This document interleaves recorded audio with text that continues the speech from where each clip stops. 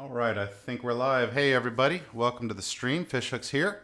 Um, Today, something very different. I've done this a couple of times. Had some fun doing it. I enjoy interacting with the chat, so chat away.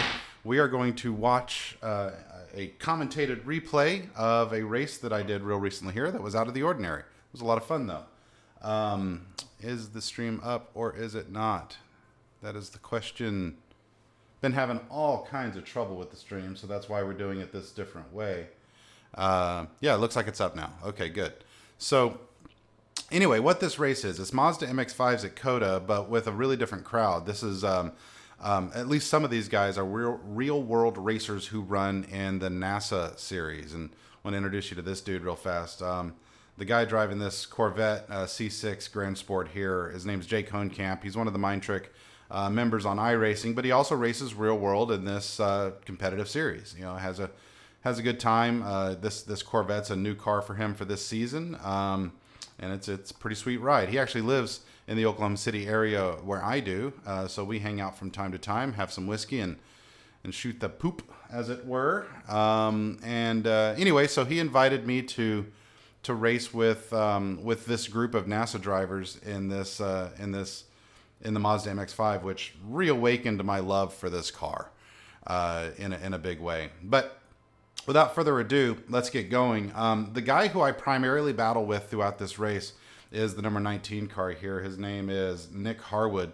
Nick's a Bushfink driver. I don't know if he did any practice. I did. But we have a really close, tight fight for most of the race. And it's not just Nick. There's other folks too. And it stays pretty darn fun. So I'll just screw around with the camera since we're watching a replay here, and we'll have a good time. So started second out of a field of, I think it was 12 or 13 cars. You know, this has been like probably 2 weeks ago, so I'm not going to remember up front what a lot of it was. But I remember allowing that to sort of happen, taking the wide line and maintaining momentum, and getting, what's his name? Trying to get John to slot in behind me, which worked. And this car is a blast. You're going in here in fourth gear into the S's, and then the camera does that. There we go. So coming in there, and then you sort of, people do different things. I like to have a tighter line there in third, so I can set up for this left-hander with some speed. But there's, you know, different ways of approaching this track. But I guess there's probably one perfect optimal line. Fun thing about the Mazda, though, is you can slide it around and just really drive the car. Of course, using an H pattern manual shifter, clutch, heel toe downshift, all that stuff during this. And again, we'll switch back and forth on camera angles and sort of goof off with that. Just have some fun watching what was a spectacular race. This actually inspired me to probably want to run the Mazda next season, just because it was so much fun. I think I might jump back into the advanced Mazda series, where I, in the old car, came up when I was a C-Class, 4 years ago. So had a lot of fun, though. One of my teammates is in this race, but we never get together. He kind of is running in that second group. It's Bryce Calusa, so I might drop back and check him out from time to time. He struggled a little bit, didn't practice at all. Which, it's an unofficial race. Can't blame them. Just having some fun. It's the Mazda. But this front group, man, we had a blast. We had a blast. This car's so small and so slow, but somehow, because it's such a momentum car, you just, it's so underpowered, you can't lose speed, right? If you lose speed, then it takes forever to build it back up. And that means you've got to just maximize every corner. You're always pushing it to the max. You could read a book on the straightaways, but in those corners, you are engaged as the car's weight transfer throws it side to side. Once you lose the rear end of this car, it's super difficult to recatch it. Let's go a lap on board. We'll go cockpit. And I'll leave it kind of far field of view back so you can see the mirrors and just sort of what's going on. It's such a good time. Even though I feel like it distorts it a little bit when you have the field of view back, like it exaggerates the speed. So I slotted in behind, kept it tight. But look at that. Look at that.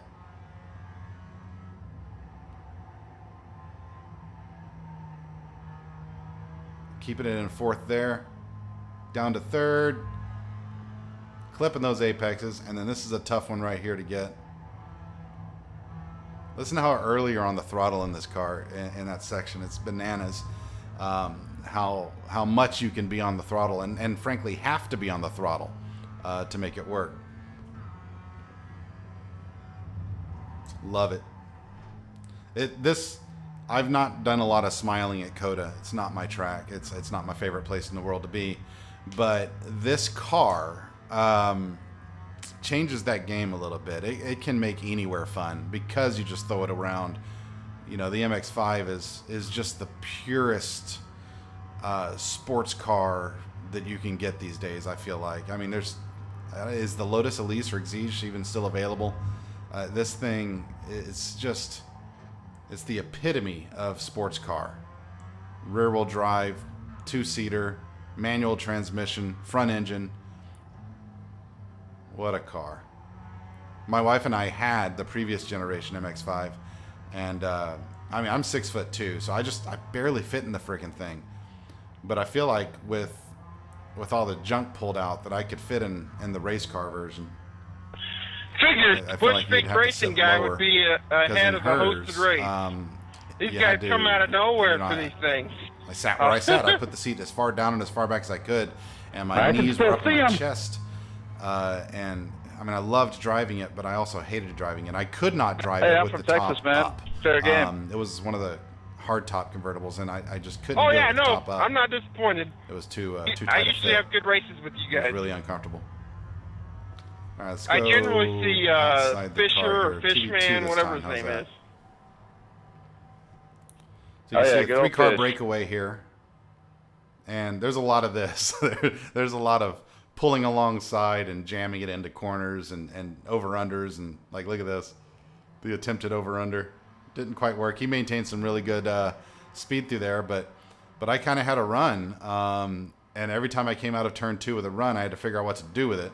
And so in this case, I decided to test the waters a little bit, but then I backed out early and let him have it into turn 4. Damn it, Hale! I thought I was going to reel you in. He's offline, so that was a good test. I was able to probe that and see what happens to the car in front, because he could have easily lost it. I did a couple of times in practice going through the S's. If you put too much wheel input into it, it just swings the rear end of the car around.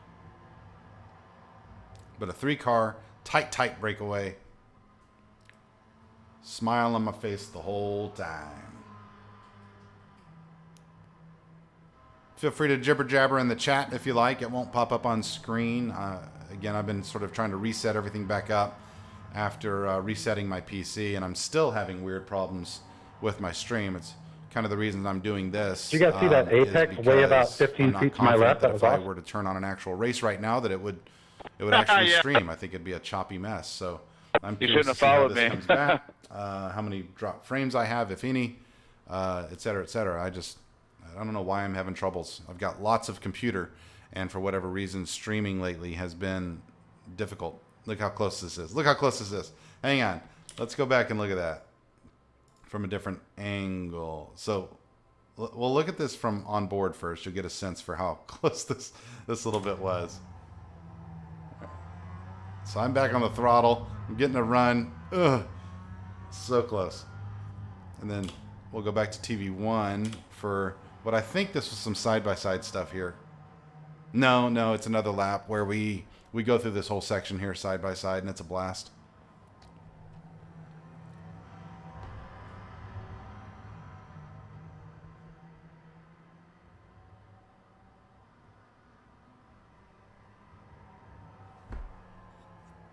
Yeah, this coming series, I think I'm going to diversify some. I know I've been kind of in and out on the camel front, and I feel like I'm out again. I got better this season. I really do feel like I got better this season after my break.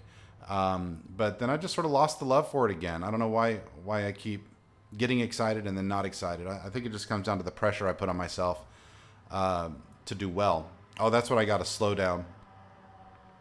and had to back it off here and then fight it back. Where are you going? So easy to get slowdowns at Coda, especially in a car like this where you're trying to maximize every apex, maybe even in a more exaggerated fashion than other cars. Really pushing those apexes. For a second there, trying to get my stream running. I forgot to start it. The white car, the Commodore 64 inspired Mazda. So here now I'm under threat from behind, but I feel like I can cover them. The thing is that the slipstream in these cars is dramatic. There's no running away on the long back straight. I hate this fucking car. So you could try to break away in the corners, but if the guy in front is within, say, a second to a second and a half, you're going to reel him in to some degree. This is my so all-time I can't remember what the car gap was at this point. We can't see the relative at the moment. But I do love it, but it was too. close enough no to where 90. I think I reeled him back in some on the straightaway and then just maintained pace throughout the twisties. He was no better or worse than I was in the twisties, but he was a hell of a defender. So every time I got close, he was able to fight me back some. Actually, I built a set for that, and it was a lot of fun. I don't think that car is actually broken. I think just the setup is trash. Yeah, we raced it on Wednesday. Those little four bangers, man. Go, I did the baby, practice go. the Saturday before. I think he made a mistake at some point, too, and sort of went a little bit wide, and that's one of the things that let me catch up to him. It's usually brutal on tire. Let's look at me from the dude behind's point of view. My Miata handled like this, I would burn it. Bar. Here we go. So that's me up front in the That's 02. not the car. That's just this bullshit is setup they made a few. John Miller in the 55. And again, it was a 3-car breakaway for a long time. It was just a lot of fun. You saw me wiggle there. It was so easy to do out of that slow corner. You get back to the throttle really quickly, and then you get on it. So it's easy to break it loose. I think this thing's running on regular street tires, so super easy to overcommit. And then he hit that corner really well there. There was no incident limit in this race. There was supposed to be. It was a hosted session, so the guy who set it up said that he had forgotten to put the incident limit on, but everyone was trying to keep it within 25x, which is a lot of incidents for a 10-lap race, but it's Coda. So it's one of those places that's just really, really easy to get an off track. It's really unforgiving in that regard.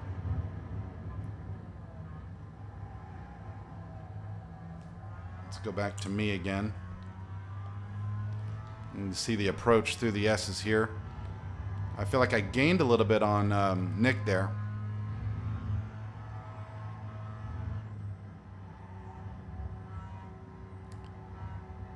Yeah, I was smiling a lot during this race. It was competitive and difficult and a lot of fun. This car, I just can't say enough. As we all progress as sim racers and we get into faster and faster cars, these things are just spectacular. So much fun. They offer a level of competitive just fun that is so missing in especially open wheel in my mind. Like, I just don't feel this way. And there was his mistake. I don't really feel this way in any kind of open wheel car. It's just they're too fast. They're too fragile. These things you can bang doors a little bit, and you can make up for trying mistakes. To find the remote to my fan. You can get super close to a guy like this, and do silly things like that. Let's go TV1. Side by side going into whatever turn this is, 15. So many turns at this stupid racetrack. But hey, laughter to the lead. Laughter to the lead? No. I didn't push out there, did I? Okay, laughter to the almost Nah, lead. you're good. Laughter to second. Side by side, baby. Fighting it, fighting it, fighting it.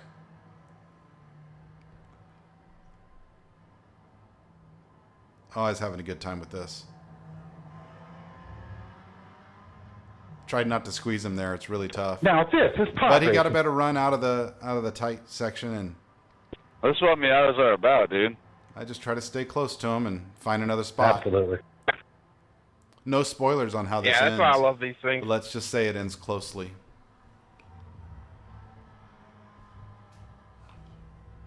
It was a good time. All right, let's look at this from a different perspective. Let's go to his gearbox and watch, even though that's not where the gearbox is, but let's watch a lap of me haunting him from his rear bumper. He goes defensive again because you can see that slipstream doing its thing. And then look at me braking late, trying the over-under again. Got a pretty good run that time, but man, he just has enough.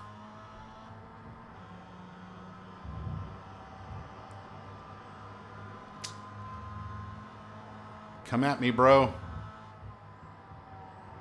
Look at that. Look at that wheel coming off the ground. Just barely hanging on. All that body roll. Hilarious car. You cannot have a bad time in this car. I mean, unless you're in the wall.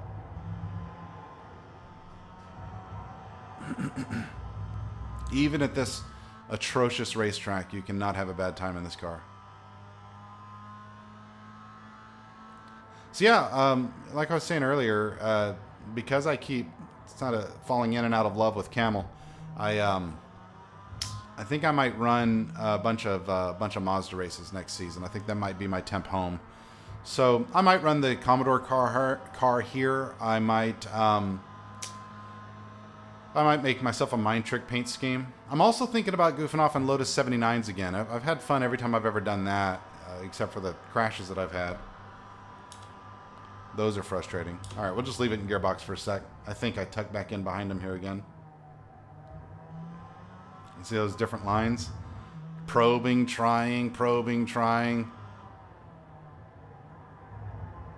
And see, we've got just different lines here and there, and they both seem to work, is the thing. And he's just so good at defending, this guy was.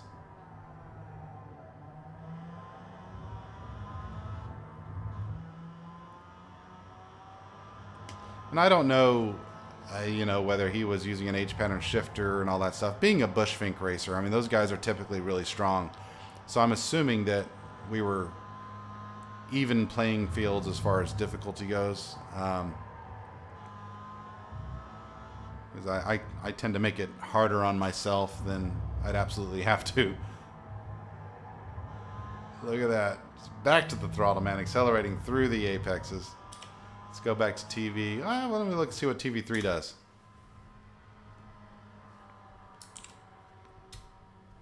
Meow, meow.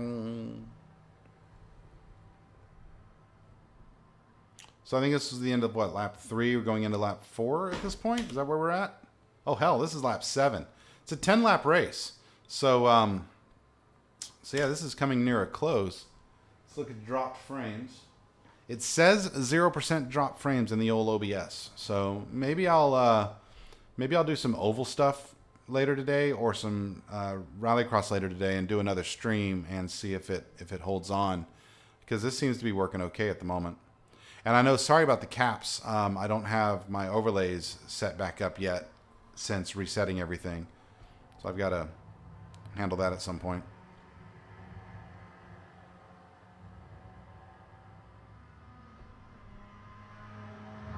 I think this is the closest I've ever come to liking this track. Just sort of hung on. Let's go. Oh, this track for a minute. How about the gyro? Why not the gyro? Especially when you remove all the incidents mattering. Some understeering in the works here. He kept defending left here, and I kept trying to over-under at this 90-degree left coming up here. But I mean, I juked left and right a lot, trying different lines going through here. Dallas. It's really hard to not overcommit right there when you're side by side. I was wondering what happened to your brake. Could defend there.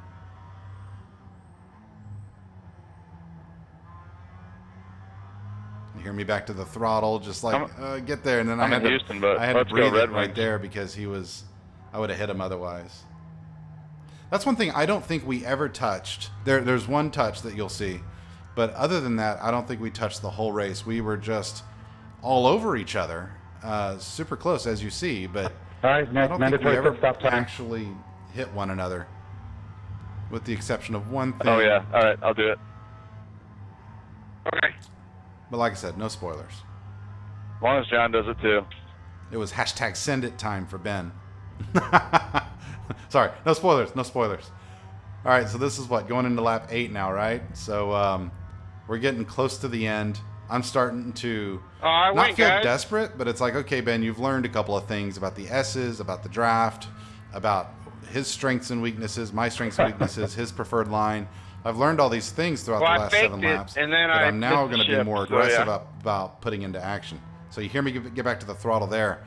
This is like a pass attempt. If I can make it happen, I'm going to try to make it happen right now. Even though I know that means I'll have to defend like crazy going down the backstretch. But right now I want to pressure him into either a mistake or just use the pressure, to pass him, just be faster.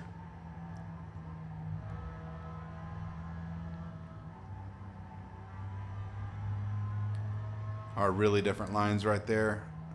I still like mine more.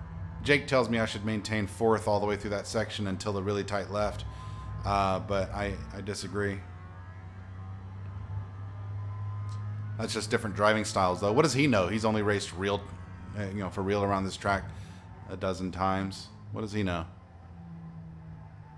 Nothing. That's what he knows. Nothing.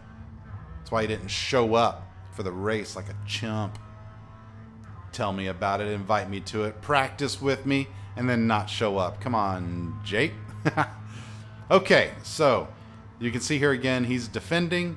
I've got a good run, right? I think I took the last corner a little bit better. I've got a good run, and we're going to go back to TV1 again and see how this plays out.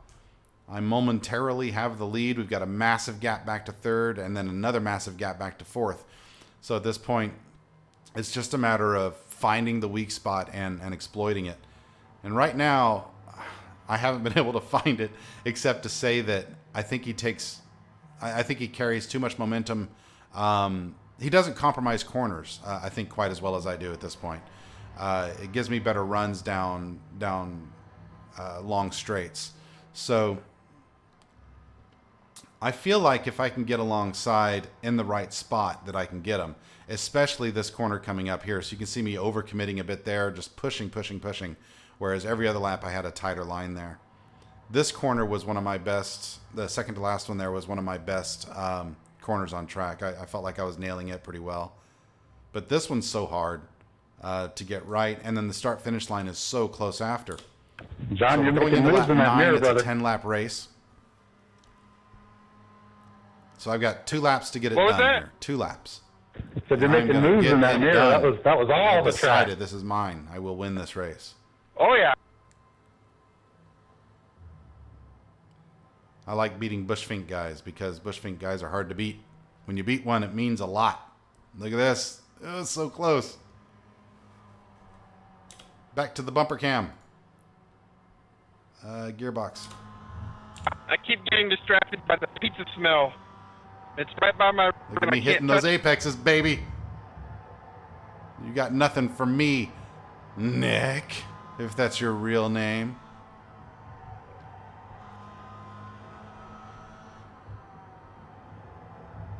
I like this little corner right here, this juke back to the left.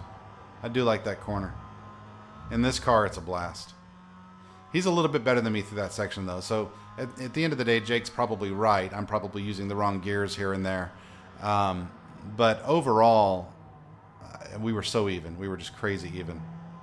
See me on that apex looking really good.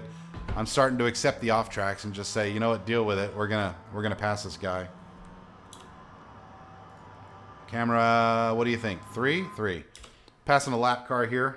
Guy just didn't have the pace, and so Nick and I were able to swing around him. Damn it. Huge gap back to 3rd. The gray car is 3rd. And then here I am just like, come on, give me a hole. Find me a hole. Still showing 0 dropped frames, so hopefully everything looks okay. I'll watch it back later. Really been struggling with technology as of late. Don't know why. Is there an incident limit on this race? It's my fault. Because I'm terrible. I don't think so, since it doesn't say so. Terrible. All right, making sure. to be, but I didn't get it on there.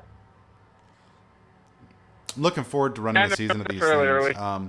I mean, I worry a little bit about running around inexperienced drivers, but from what I've seen, like watching Malone and whatnot, like these Mazda races seem to break themselves out into a couple of groups. There's A-class experienced, 3K and up drivers who run these things, and they'll be in the top 5 having a vicious battle. Series and then everyone who's still rising through the ranks and figuring things out. They basically took away track limits, so and so as long as I've got close people to race with, I don't want to run away with wins, and I don't want to be so far off the pace. And I feel like this. I'm hoping that this series provides me, that balance. Okay, this is the final lap, right? The worst on track limits. Yeah, final lap. So, I'm not as close as I wanted to be. I wanted to be really close going into worse, the S's. I think, or just as bad. Wanted to be really close going into the S's, and I wasn't. Did the stream go off? Spa is bad, but I don't think anything's worse than here. I think it is going offline. You really should not hit the turtle. Please pop in the chat. Let me know if it's freezing or not. It's the setting. It's telling me here to. I would not recommend it. Mess with my keyframe. Yeah, the environmentalists hate that. So I'll have to find that setting. Meantime, we'll keep the commentary rolling here.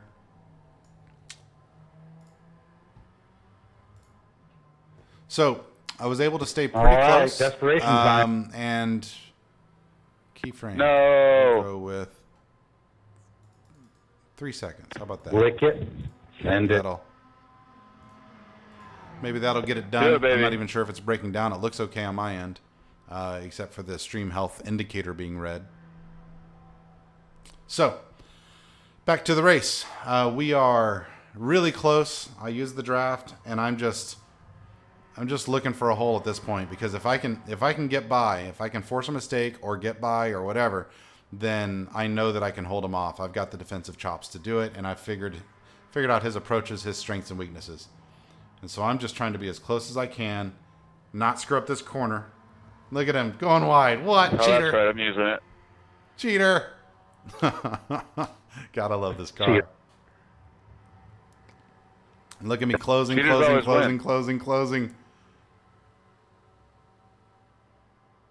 All right, time to lick the stamp, baby. Time to lick the stamp. Get over there. Brakes in it. Oh, too much. Good run, yeah, Adam. That was me. That was my bad. I did hit him. I was going to give it up here, but that might have been a little too cheeky. Good win. So after 10 laps of racing, he brought home the win. Man. I came in second by... Oh, that was great. Let's see here.